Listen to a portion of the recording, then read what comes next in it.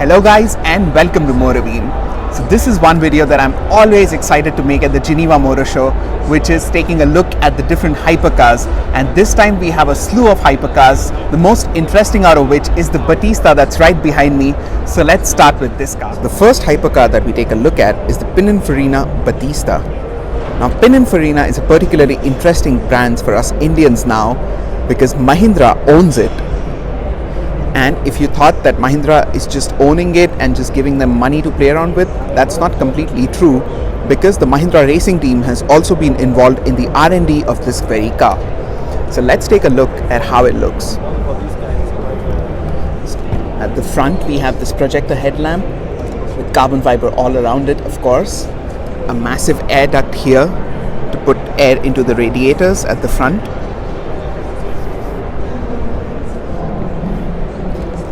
We also have this very aggressive diffuser at the bottom to channel airflow, and then we have these stunning looking alloys. I mean, who does design better than Pininfarina? After all, they were designing Ferraris since the beginning of the company and doing exclusive one-off Ferraris as well.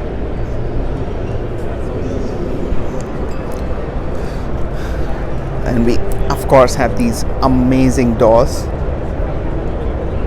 and the gorgeous interior. So the interior, Pininfarina says, has been built more for comfort than for outright track driving, because this being an electric car is quite heavy and would be more fun to drive on the road than just thrashing it around a track.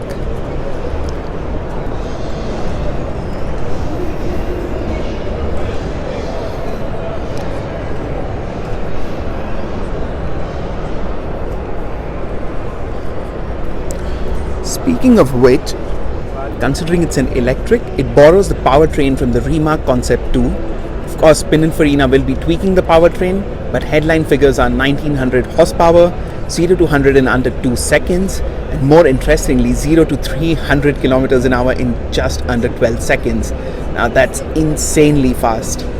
And if you thought that being an electric it wouldn't have too much range, it has a good amount of range as well, because it comes with a 120 kilowatt hour battery, and that gives it a range of 450 kilometers in the European test cycle. Of course, if you're driving it at the limit, the range would be a bit lesser, but it also comes with fast charging, so it can be charged in 20 to 25 minutes and the battery level will be back to almost 80%. Just look at the stunning details of the interior. Like, of course, there is carbon fiber everywhere, carbon fiber tub, and then these exquisitely designed foot mats. The design continues onto the seats, and then you have these neat little touches which just show that Pininfarina is at the epitome of design.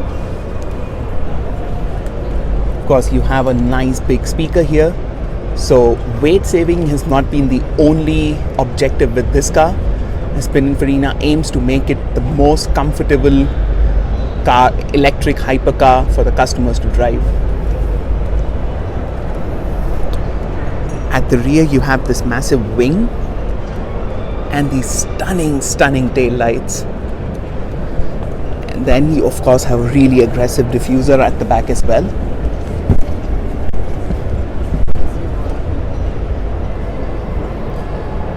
So production numbers are supposed to be limited to just under 150 units, and the car will be delivered to customers beginning end of next year.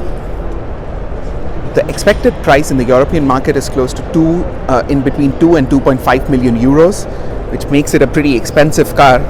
But for the kind of technology and the kind of design that it boasts of, that price is not much for its owners, for the kind of exclusivity it gives as well. So from this, let's move on to the Rimac Concept 2. From the Pininfarina Battista, we straight come to the Rimac Concept 2. Now this is a car that we covered last year at the Geneva Motor Show as well. You can watch that video wherein Mate Rimac, the owner of the company, showed us the car. And shown here at this year's show is a new spec.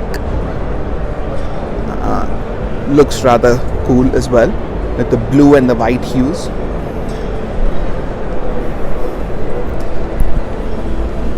I really love the interior, like how simple it is with just a few buttons. That's green, Steering wheel, minimalist, yet it has everything that an owner would ever need. Again, let's look at these seats, which again are made more for comfort than for outright track driving.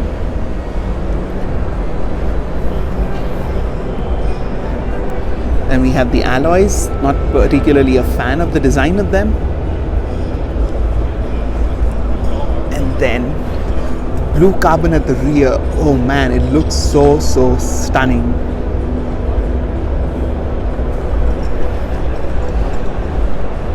The wing as well is in blue carbon. Not sure of how much of the carbon weave can you see, but the carbon work on this car is really nice. And then of course you can again see the carbon tub here. In fact, to show you more of the carbon tub, let's move on to the chassis of the car that's on display here as well. So here it is, the carbon monocoque of the car with the electric motors and a few other components mounted on it as well.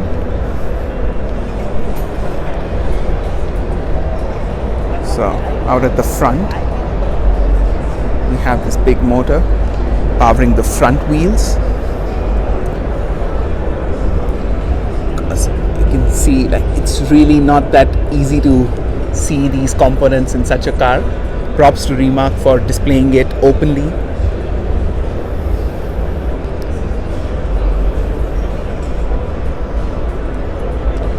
And again, you see everything that you see is just carbon fiber.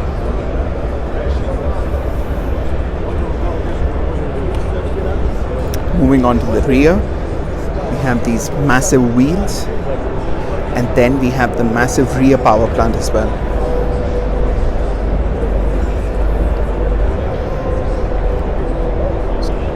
Out from the Rimac and on to the next one now.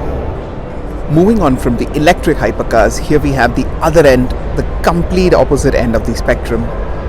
This is the Koenigsegg Jesko, which has just been unveiled at the Geneva Motor Show. This car is pure insanity.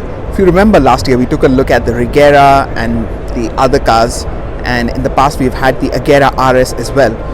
This is the car which successes the Agera RS and is even more insane. It is trust Koenigsegg to make things insane every single time. Right now the car is sitting in its Transformers mode, as they call it, and I'll show it to you in the normal mode a little bit later as well. Since it's open completely, you can take a look at the amount of carbon fiber that's in there. Pretty much everything that you see is just carbon fiber. At the front we have these really sleek and sexy looking headlamps, and at the bottom of course we have this massive diffuser to channel all the air to the V8 engine that's sitting back there. Of course, the car also has the track pack, and the customers can opt to not have a track pack for more of a street usage.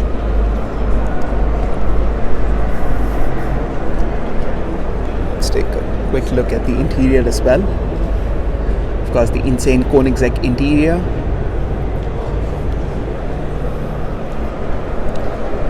Coming to the heart of the matter, that's the 5-litre twin-turbo Koenigsegg V8, pushing out 1280 horsepower on regular fuel and 1600 horsepower on E85, which is 85% ethanol based fuel.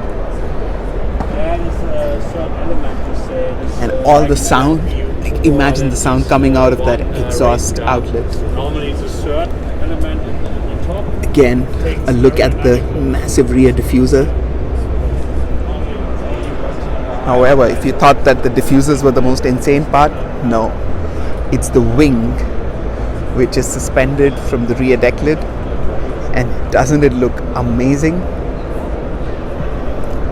Of course, the roof of the car also comes off, so you can have open top fun in it as well. Another quick look at the interior. So, as many of you would know, that the Agera RS set the world speed record at excess of 270 miles per hour, and this car, as per Christian von Koenigsegg, will try to push that to 300 miles per hour. So if it is able to do that, which I think it will be with the right fuel and the right place, this would be the first car to breach the 300 miles per hour barrier in terms of road cars. Here's a proper look at it again in its transformer mode. I can just keep looking at it and never get bored of that view. Alright, so here it is in its normal mode. And now we can have a look at the massive air duct at the front. It channels air again because the car needs a lot of cooling air. Then the unique windscreen wiper position. Of course, the doors are open again for us.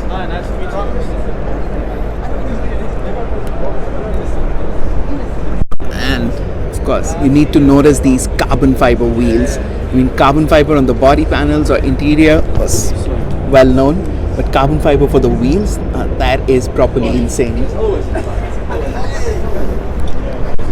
And now look at the wing in all its entirety.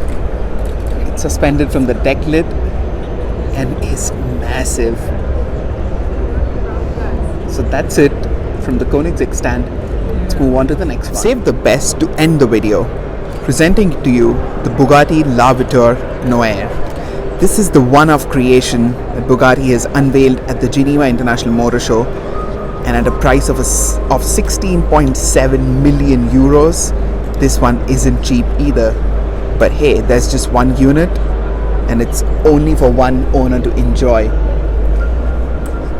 Now the thing is that on camera it doesn't pick up the curves and the lines really well due to the dark color, but in person this car looks absolutely mega.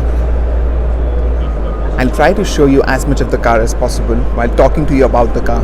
So this car pays tribute to the Type 57, which was owned by John Bugatti, who is Ettore Bugatti's firstborn son. And he owned the car for just about an year, after which it was lost during being transported from one place to another and never found again. So it's really an elusive car that this car pays tribute to. And what a way to pay tribute. Now, as if the other Bugatti cars weren't aggressive enough, this one takes it several notches further in terms of aggressiveness. You have this aggressive front bumper and these unique LED headlights. You see, I'm just murmuring anything. And then you have these vents on the bonnet as well. Of course, the center line has been used by Bugatti after really long, and this again is a part of the tribute to the Type 57. Moving on to the side, we have these stunning looking alloy wheels. Look at the intrinsic design that has gone into these. And then we have this hunkered down extended stance for this car.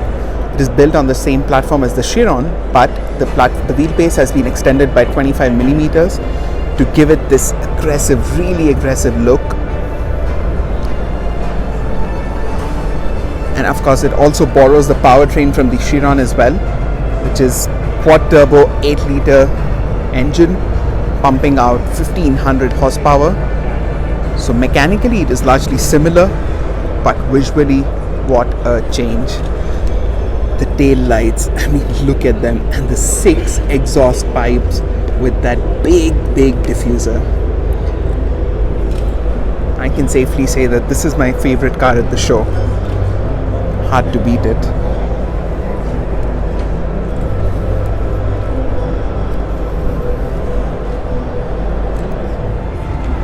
Alright guys, that's it for this video. I hope you enjoyed this really unique video, because it's not every day that we get to see cars like this. It has been a dream for me, and I hope I could convey some of my excitement to you through this video. Make sure to hit the like button, comment down below and tell us which car out of these did you like the best, and definitely subscribe to the MotorBeam channel. Ciao!